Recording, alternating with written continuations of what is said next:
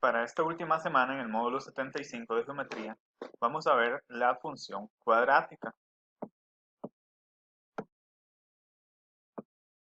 La función cuadrática es una función polinómica de segundo grado, es decir, tiene la forma ax al cuadrado más bx más c.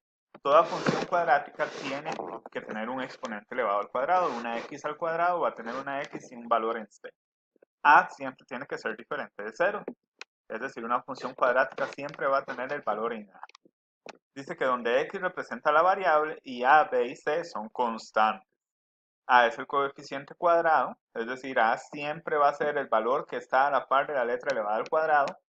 B es el coeficiente lineal, sería la letra o el número que esté siempre a la par de la letra x. Y c es el término independiente, en este caso c sería el número que está solo. Igual ahorita vamos a ver más ejemplos. La gráfica de una función cuadrática es una parábola.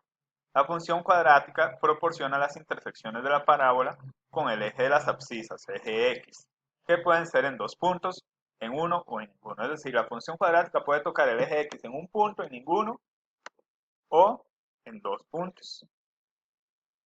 Cuando a es mayor a 0, es decir, si la a de esa función es mayor a 0, ella es una cóncava hacia arriba. Y cuando la a es menor a 0, la concavidad es hacia abajo.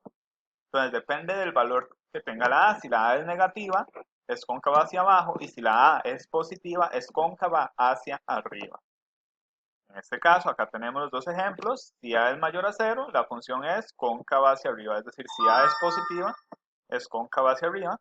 Y si A es negativa, ella es cóncava hacia abajo. Es decir, una concavidad hacia abajo, una curva hacia abajo. Tenemos que el valor que siempre acompaña a la x al cuadrado es la constante a. Entonces, el número que esté a la par de la x al cuadrado va a ser la constante a. El número que esté a la par de la x va a ser la constante b. Y la variable, es decir, el número que no tenga letra, es la constante c. Acá tenemos unos ejemplos. Vean que el número que está a la par del valor que está al cuadrado es el número 5. Entonces, como está a la par de la x al cuadrado, ese 5 va a llevar o va a ser el valor de a. Y la función va a ser cóncava hacia arriba porque a es positiva. El valor que está a la par de la letra x, en este caso el menos 6, ese menos 6 va a ser el valor para la letra b. Y finalmente, el número que no tiene letra o no tiene variable, esa sería la constante c o el valor para la letra c. Igual tenemos otro ejemplo. La a siempre está a la par del x al cuadrado, por lo tanto a sería 10. La b es el valor que está a la par de la x, en este caso la b sería menos 2. Y la c sería 0, porque vean que no hay ningún valor para c. Recuerden que c es la variable. Y el último ejemplo, vean que tenemos que a es el valor que está a la par del x al cuadrado, en este caso es menos 6. A valdría menos 6. B es el valor que está a la par de x, en este caso no hay x. Como no hay x solita, entonces b vale 0. Y c sería el valor numérico que no tenga letra, en este caso c valdría menos 2. Así reconocemos los valores de a, b y c, porque son muy importantes para determinar los elementos de cada función cuadrática. En este caso, vean que la intersección con el eje y es 0, c. En este caso tenemos que saber cuál es el valor de c para determinar el eje y. El eje x se anota en modo 5,3. Ahorita les explico cómo. Y luego tenemos el discriminante. Si el discriminante es positivo, la función interseca dos veces el eje x. Si el discriminante es 0, interseca una vez el eje x. Y si el discriminante es negativo, no interseca el eje x. Ahora, ¿cómo se saca el discriminante? Recuerden que el discriminante en matemáticas es este triangulito. Triangulito este se llama discriminante. Y se usa b al cuadrado menos 4 por a por c. Por eso es muy importante definir quién es a, quién es b y quién es c desde un principio. Acá tenemos igual, si a es positiva, es cóncava hacia arriba, y si a es negativa, la función es cóncava hacia abajo. Tenemos el ejemplo 1. Dice que determina los valores de a, b y c, la intersección con el eje y, el discriminante, las intersecciones con los ejes x y la concavidad. Tenemos que determinar varios elementos de la función cuadrática. En este caso, lo primero es determinar los valores de a, b y c. Recuerden que los valores de a, b y c vienen dados que el número que está a la par del x al cuadrado, en este caso, es el valor para a. En este caso, a vale 1, porque vean que a la par del x al cuadrado hay un 1, ¿verdad? No aparece, pero sabemos que es un 1. El valor que está a la par de la x, a la izquierda de la x, es el b. En este caso, b vale menos 2. Y c sería el número que queda solito o que no tiene letra. En este caso, c sería menos 3. Vean que se toma todo el signo. Ya tenemos definido quién es a, quién es b y quién es c. Ya podemos continuar con el resto de elementos de la función cuadrática. Bueno, aquí viene la explicación. El valor que siempre acompaña a la x al cuadrado es la constante a, el valor que siempre acompaña a la x es la constante b, y el valor que no tiene variable es la constante c. Ahora bien, tenemos la intersección con el eje y. La intersección con el eje y tiene una formulita. La formulita para la intersección con el eje y es 0, c. Es decir, yo voy a agarrar y voy a sustituir la c. ¿Cuál c? La que encontramos en el anterior paso. Y vean que la c es menos 3. Entonces, como la c es menos 3, la intersección con el eje y, que es 0, c, sería 0, menos 3. Luego tenemos que determinar el discriminante. Vean que vamos a ir siguiendo esos pasos. El discriminante es b al cuadrado menos 4 por a por c. En este caso el discriminante vamos cambiando. ¿Cuál es el valor de b? Recuerden que el valor de b que obtuvimos fue menos 2, siempre entre paréntesis, menos 2 al cuadrado, menos 4, 4 por la fórmula, por a. Y recuerden que a, el valor era 1 y c era menos 3. Todo esto lo anotamos en la calculadora. Entonces anotamos, tal y como viene ahí, menos 2 al cuadrado, menos 4 por 1 por menos 3. Y vamos a obtener que el resultado del discriminante es 16. En este caso, el triangulito o discriminante es 16. Ahora bien, como el discriminante es positivo, interseca dos veces el eje X. Si el discriminante hubiera sido 0, solo toca una vez el eje X, y si hubiera sido negativo, no hubiera intersecado el eje X. Como es positivo, entonces toca dos veces el eje X. Y ahí vamos a tener que determinar las intersecciones con el eje X, que es el siguiente paso. Que las intersecciones con el eje X dice que se determinan en mode 5,3. ¿Cómo lo vamos a determinar en mode 5,3? Vean, vamos a hablar eso. Anotamos mode, le damos el 5 y luego anotamos el botón 3. Y vean que aparece el valor para A, el valor para B y el valor para C. Y ahí los vamos a ir anotando. Recuerden que el valor de A que teníamos, acá los tenemos, que A es 1, B es menos 2 y C es menos 3. Esos fueron los que encontramos en el primer paso.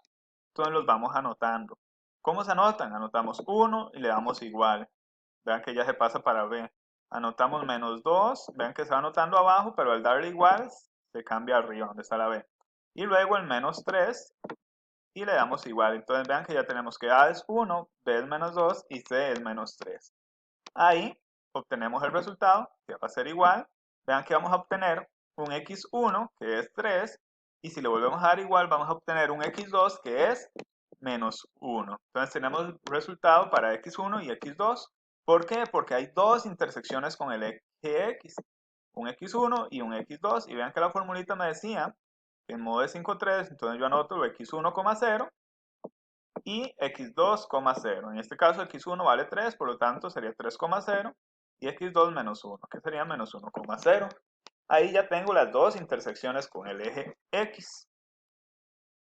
Por último tenemos la concavidad.